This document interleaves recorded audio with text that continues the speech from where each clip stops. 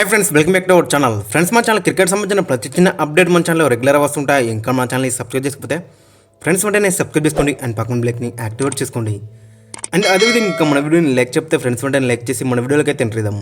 Friends తప్పకుండా like చేయండి. Like చేస్తే మన వీడియో మార్కెట్కి ఫస్ట్ ఇయర్ ఇచ్చేది. ఈ ఏడాది ఆఖరిలో జరిగే మెగా ఆక్షన్లో మిచెల్ స్టార్క్ ధర బ్రేక్ చేసే అవకాశాలు అయితే మనకు కనిపిస్తున్నాయి. ముఖ్యంగా కొందరు ప్లేయర్లు ఆక్షన్లోకి వస్తే మాత్రం ఖచ్చితంగా అక్కడ 30 నుంచి 40 కోట్లు కొట్టే అవకాశం అయితే మనకు కనిపిస్తుంది. ఆ ప్లేయర్స్ ఎవరో ఇప్పుడు మనం చూద్దాం. రోహిత్ శర్మ, ఈ జాబితాలో రోహిత్ శర్మ ముందుంటాడు. ముంబై ఇండియన్స్ కెప్టెన్సీ పోవడంతో రోహిత్ శర్మ మెగా వేలంకి రావాలనే ఉద్దేశంతో ఉన్నట్లు అనిపిస్తుంది. ఒకవేళ ముంబై ఇండియన్స్ రోహిత్ శర్మను ఆక్షన్లోకి వదిలితే మాత్రం మిగతా ఫ్రాంచైజీలు అతడి కోసం పెద్ద యుద్ధమే చేసే అవకాశం అయితే మనకు కనిపిస్తుంది. ముఖ్యంగా Punjab Kings, RCB, CSK, DC అన్ని టీంలు కూడా బికారంగా పోటీ పడే అవకాశం అయితే మనకు కనిపిస్తుంది. కాబట్టి ఒకవేళ గిట్ట రోహిత్ శర్మ గిట్ట ఆక్షన్లోకి వస్తే మాత్రం ఖచ్చితంగా 40 కోట్లు ఈజీగా కొట్టే అవకాశం అయితే మనకు కనిపిస్తుంది.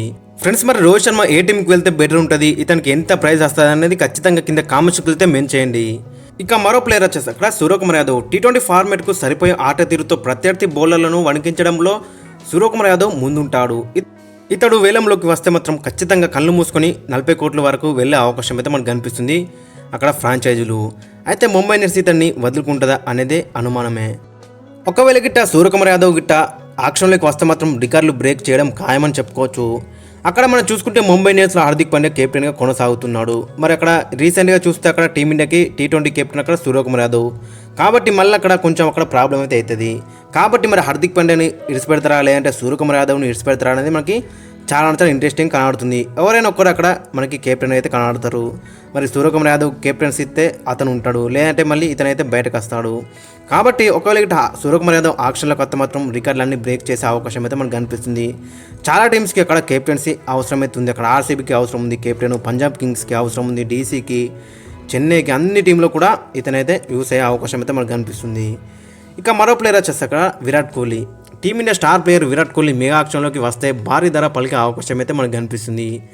అయితే అతనిని ఆర్సీబీ మాత్రం విడిచిపెట్టే అవకాశం అయితే లేదు. ఐపీఎల్ స్టార్టింగ్ సీజన్ నుండి కోహ్లీ ఆర్సీబీకే ఆడుతున్నాడు. విరాట్ కోహ్లీ ఒకవేళ ఇట్లా ఆక్షన్లోకి వస్తే మాత్రం ఖచ్చితంగా ఈజీగా 40 కోట్లు దాటే అవకాశం అయితే మనకు కనిపిస్తుంది. మరి చూడలే, ఇదైతే సాధ్యం కాదని చెప్పుకోవచ్చు. బట్ ఒకవేళ ఇట్లా ఆక్షన్లోకి వస్తే మాత్రం ఖచ్చితంగా ఇతని కోసం అన్ని ఫ్రాంచైజీలు అయితే వేచి చూస్తాయి. ఎందుకంటే ఈజీగా 40 కోట్లు అయితే దాటుతాయి. మరి ఎందుకంటే ఇతనికి ఆ విధంగా అయితే క్రేజ్ ఉంది. ఆ ఫ్యాన్ బేస్ కోసమైనా అని ప్రతి టీం కూడా ఇతని కోసం అయితే వెళ్తుంది. దాదాపు 40-50 కోట్ల కూడా వెళ్ళిన ఆశ్చర్యం అయితే లేదని చెప్పుకోవచ్చు. ఇక మరొక ప్లేయర్ వచ్చేసి అక్కడ జస్ప్రీత్ బుమ్రా. ప్రస్తుతం క్రికెట్లో అత్యుత్తమ ప్రమాదకర పేసర్ ఎవరైనా ఉన్నారంటే అది జస్ప్రీత్ బుమ్రా అని చెప్పుకోవచ్చు. యార్కర్లను వేయడంలో ప్రస్తుతం బుమ్రాకు మించిన బౌలర్ అయితే లేడు.